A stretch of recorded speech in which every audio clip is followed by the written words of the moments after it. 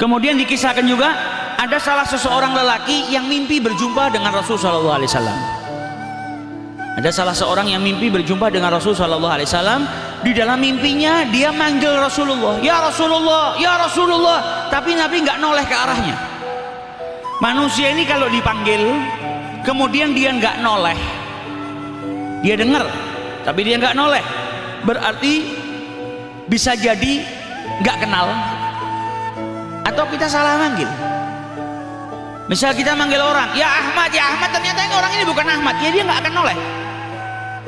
Atau dia namanya Ahmad, ketika dipanggil dia nggak kenal dengan yang manggil, maka dia juga nggak akan gubris, nggak noleh.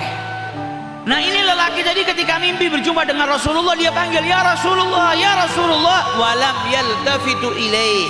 Tapi Rasul sallallahu alaihi wasallam nggak menoleh ke arahnya, maka dia kebingungan. Akhirnya dia lari ke arah Rasul sallallahu alaihi wasallam, berdiri di hadapannya Rasulullah. Dia bertanya, "Ya Rasulullah, kenapa engkau tidak menoleh ketika saya panggil? Hal anta alayya ghadban? Apakah engkau ini marah kepadaku?" Maka dijawab oleh Rasul sallallahu alaihi wasallam, "Tidak, saya nggak marah kepadamu, bahkan saya nggak kenal kepadamu. Bagaimana mungkin saya marah? Kenal saja tidak." Maka yang mimpi jadi bingung, "Ya Rasulullah, bukankah para ulama itu menjelaskan bahwasanya engkau ini mengenal umatmu melebihi daripada kenalnya seorang ibu kepada anaknya? Engkau cinta kepada umatmu melebihi daripada kecintaan seorang ibu kepada anaknya." Kata Rasulullah, "Sadaqu." Mereka berkata benar. Kemudian dijelaskan oleh Rasul sallallahu alaihi wasallam, "Dan sesungguhnya kenalku kepada mereka umatku itu dengan kadar sholawat yang mereka baca. Engkau nggak pernah bersholawat kepadaku, bagaimana mungkin saya kenal kepadamu?" Nabi semakin kenal kepada umatnya kalau umatnya itu banyak-banyak bersholawat.